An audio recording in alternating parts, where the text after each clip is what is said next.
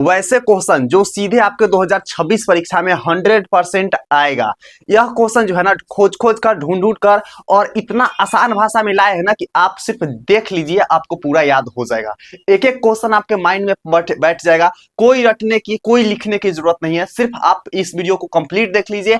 आप जो है ना एकदम आसान भाषा में, एकदम बिहारी भाषा में आप जो है ना जाइएगा एग्जाम में और बस चुटकी बजाते ही लिख करके आ जाइएगा एक एक हिंदी का आंसर और क्वेश्चन। ठीक है, तो इस वीडियो में हम बताने वाले हैं क्लास 12th हिंदी के ना मोस्ट इंपोर्टेंट 10 ऐसे क्वेश्चन जिसमें से लगभग क्वेश्चन आपके एग्जाम में रहेंगे। यानी 2026 एग्जाम यहां से बहुत सारा क्वेश्चन टकराएंगे। इसलिए जो है ना एक एक क्वेश्चन को देख करके जाइए, एक एक जो है ना आंसर को आसानी भाषा में समझ करके जाइए कि आने वाला 2026 परीक्षा में ना बस आप एक एक क्वेश्चन बस आसान भाषा में और बिहारी ट्रिक से बना करके आइए। तो चलिए इस वीडियो को शुरू करते हैं। तो मेरा नाम है प्रीतम और इस वीडियो में हम एक एक इंपोर्टेंट क्वेश्चन देखेंगे। ठीक है, तो यहां पर सबसे पहला हम लोग का क्वेश्चन है वो है छत्रसाल की तलवार कैसी है। आपके एग्जाम में यह क्वेश्चन हो सकता है कि आ जाए। ठीक है, बहुत ज्यादा वीवीआई क्वेश्चन है, बहुत ज्यादा गेस्ट क्वेश्चन है। तो छत्रसाल की तलवार कैसी है, तो उत्तर में हम लोग लिखेंगे कि रीतिकालीन कवि भूषण ने छत्रसाल की तलवार का बड़ा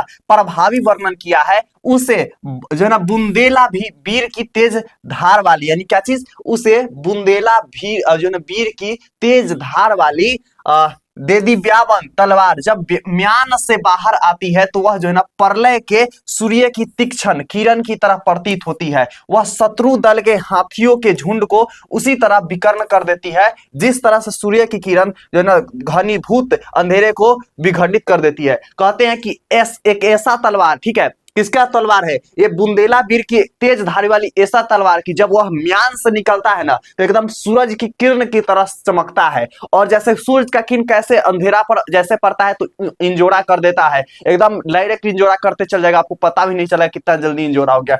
उसी तरीके से यह जो तलवार है ना जो दुश्मन के ऊपर पड़ता है ना तो हाथी के झुंड की तरह जो है ना एकदम सिर काटते हुए एकदम हट जाता है। ठीक है, तो इस प्रकार से इस क्वेश्चन का आप आंसर लिखिएगा। एकदम आसान भाषा में समझा दिए ना कि आपको लिखना है कि बुंदेला की तेज धार वाली ऐसी तलवार जो सूरज की किरण की तरह चमकता है और वह जो है ना हाथियों की तरह दुश्मन की झुंड पे पड़ने के बाद में एकदम साफ करते चल जाता है। जिस तरीके से अंधेरा पर किरण जो है ना पड़ता है तो इजोरा हो जाता है, उसी तरीके से एकदम आसान भाषा में समझ में आ गया। चलिए दूसरा हम लोग क्वेश्चन जानेंगे जो कि बहुत ज्यादा वीवीआई क्वेश्चन है। वो क्वेश्चन क्या है भैया, तो है बंधी हुई मुट्ठियों का क्या लक्ष्य है। यानी बंधी हुई जो मुट्ठी है ना उसका क्या लक्ष्य है, तो समझिएगा उत्तर में है जनता की सरकार के खिलाफ और शोषित की शोषकों के खिलाफ अब मुट्ठी बंध चुकी है। कहते हैं कि जनता को किसके खिलाफ, तो जो जनता है ना उसको सरकार के खिलाफ, ठीक है, और जो शोषण कर रहे हैं ना उसको शोषितों के खिलाफ। ठीक है, क्या हो चुकी है, मुट्ठी बंध चुकी है। ये जन मुट्ठी बांधकर निर्णय ले चुके हैं कि शोषकों को इस धरती से हम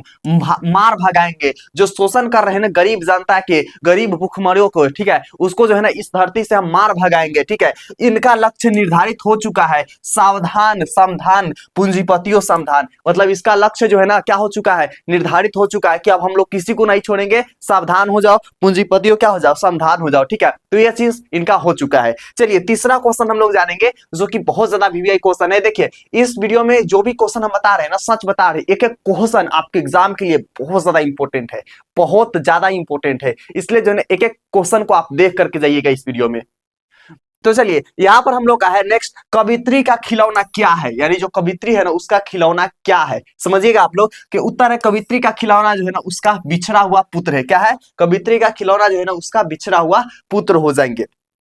अगला प्रश्न हम लोग के यहाँ आएंगे। अगला प्रश्न क्या है भैया, तो है पुत्र के लिए उसका माँ का जो है ना माँ क्या क्या करती है। जो पुत्र होता है ना उसके लिए उसकी माँ क्या क्या करती है, तो यहाँ पर आप समझिएगा क्या क्या करती है। वो है उत्तर, माँ को बच्चे के लिए जो है ना शीत से रक्षा करती है, जो ठंड होता है ना उससे रक्षा करती है। ठीक है, माँ गोद से उसे कभी नहीं उतारती कि इसको जो है ना ठंड लग जाएगा, इसलिए जो है ना शीत से रक्षा करती है। बच्चों की आवाज सुनकर वह जो है ना दौड़कर आती है और पुत्र की रक्षा करती है। माँ थपकी देकर अपने बच्चे को क्या करती है, सुलाती है, बच्चे को थपकी दे देकर सुलाती है। माँ लोरिया गा गा कर पुत्र को सुलाती है। किसी भी तरह बच्चे को माँ रूम नहीं देखना चाहती, यानी कि उसको जो है ना बीमार नहीं देखना चाहती, सैड नहीं देखना चाहती और जो है ना उदास नहीं देखना चाहती। ठीक है, वह बीमार होने पर रात रात भर जगकर जो है ना बच्चे के लिए रात रात भर जगती है और अपना रात काट लेती है। माँ हर पत्थर को देव मानकर बच्चे के लिए जो है ना दुआ मांगती है और उसको जो है ना नारियल दूध और बतासे चढ़ाती है, अपना बच्चे जो है ना अपना बच्चा छीनते ही वह जो है ना असहाय और विवश हो बैठती है।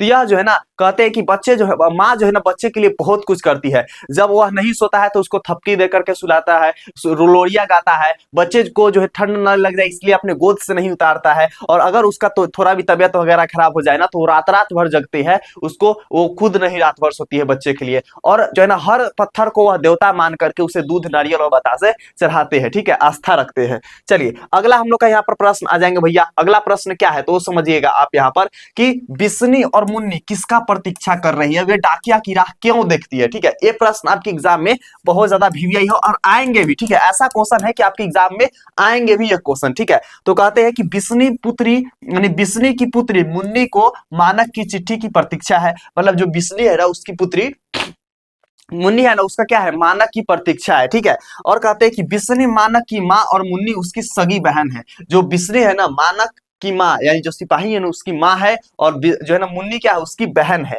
बिस्नी और मुन्नी डाकिया की रोज राह देखती है, क्योंकि पहले उसके पुत्र का मानक का चिट्ठी जो है ना हर 15 रोज पर आ जाया करती थी, किंतु इस बार 2 महीने पूरे होने वाले हैं और चिट्ठी नहीं आई है। कहते हैं कि पहले जो है ना जो सिपाही उनके बेटे हैं मानक है, उनका चिट्ठी जो है ना 15 दिन पे आ जाते थे, लेकिन इस बार 2 महीना हो चुका है और अभी तक उनका कोई खबर नहीं है, कोई चिट्ठी नहीं है। ठीक है, तो ये प्रश्न भी आपके एग्जाम के लिए क्या है, वीवीआई है।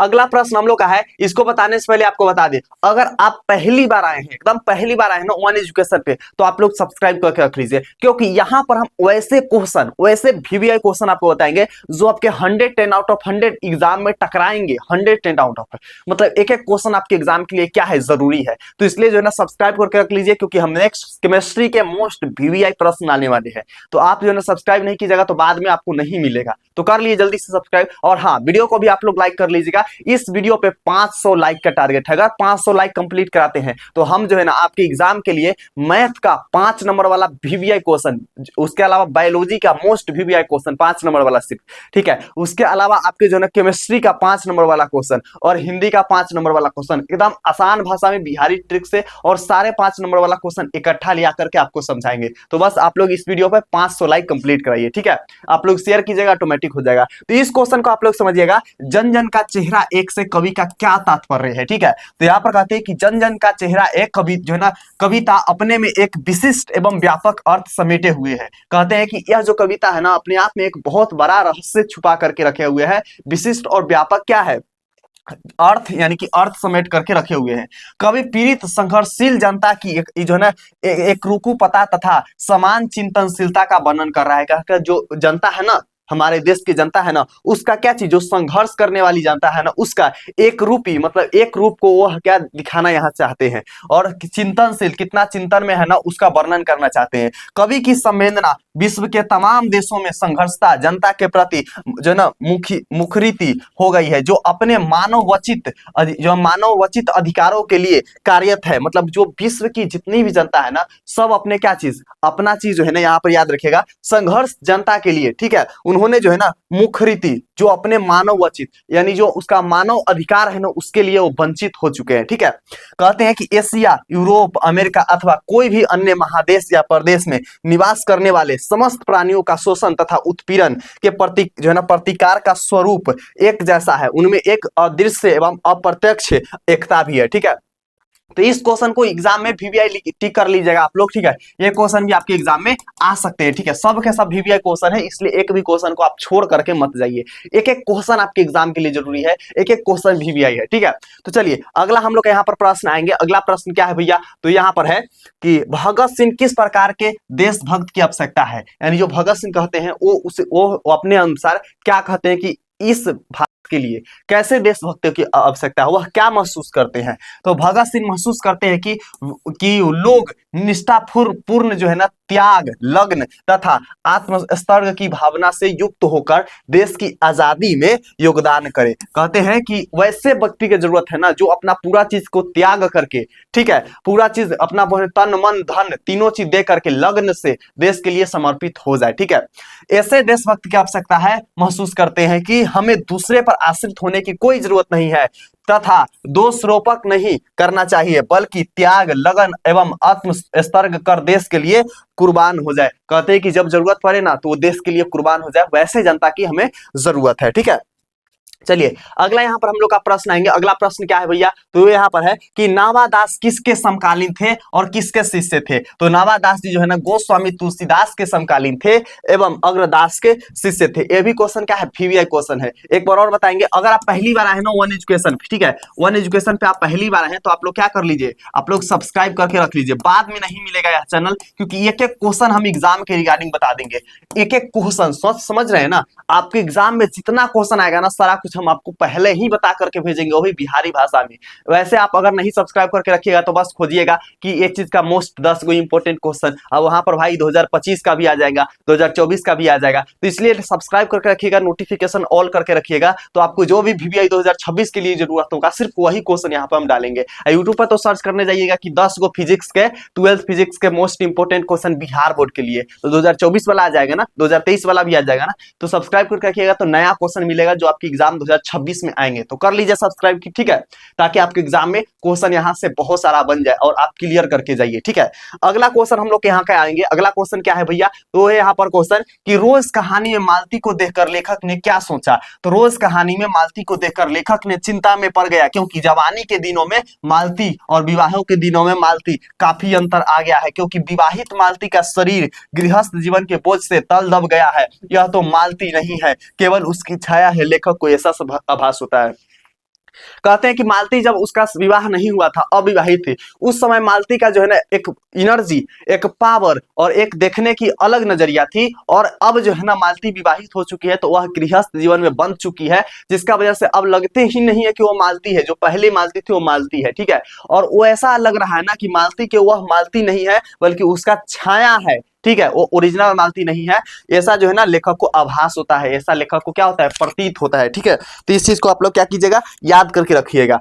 अगला हम लोग यहाँ प्रश्न आ जाएंगे। ठीक है, तो यहाँ पर हम लोग का टोटल VVI क्वेश्चन समाप्त होता है, एक एक क्वेश्चन। ठीक है, इसी तरीके से आप सभी सब्जेक्ट है, जैसे फिजिक्स, बायोलॉजी, हिंदी, इंग्लिश और आप केमिस्ट्री या फिर अनदर किसी भी सब्जेक्ट के मोस्ट इंपोर्टेंट क्वेश्चन देखना चाहते हैं तो सब्सक्राइब कर लीजिए और डिस्क्रिप्शन बॉक्स में जाइए, वहां पे बहुत सारे सब्जेक्ट के आपके होंगे क्या चीज, मोस्ट इंपोर्टेंट क्वेश्चन, प्लस में free of course crash course Hindi और इंग्लिश का होंगे। ठीक है, तो वहां से भी आप देख सकते हैं। उसके अलावा बहुत सारा आपको ट्रिक मिल जाएगा, बिहारी ट्रिक से लेखक के नाम, राइटर्स नेम, चैप्टर्स नेम, इसके अलावा आपको संज्ञा सर्वनाम यानी व्याकरण के सारे ट्रिक मिल जाएंगे और आपके जो है ना बुक से ही बहुत सारा क्वेश्चन एग्जाम में आपको टकराएंगे। ठीक है, तो आप वहां से जाकर के देख सकते हैं। इस वीडियो को आप लोग लाइक कर लीजिए और इस वीडियो के आपके जितने भी दोस्त हैं, जितने भी, सबके साथ शेयर कर दीजिए, ताकि वो लोग भी मोस्ट इंपोर्टेंट हिंदी का क्वेश्चन जान सकेंगे। मिलते हैं अगला वीडियो में, तब तक के लिए love you and bye bye champion.